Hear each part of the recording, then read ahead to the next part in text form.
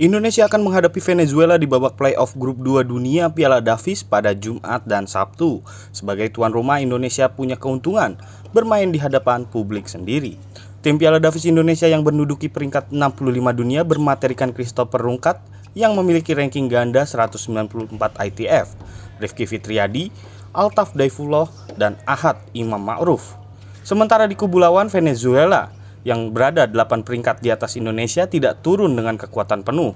Tercatat hanya ada satu petenis dengan ranking ganda 129 ITF, Luis David Martinez. Melihat kekuatan masing-masing tim, kapten tidak bermain Indonesia, Feby Widianto menganggap Indonesia dan Venezuela sama kuat. Strategi serta kesiapan fisik dan mental akan jadi penentu siapa yang bertahan dan siapa yang tergusur.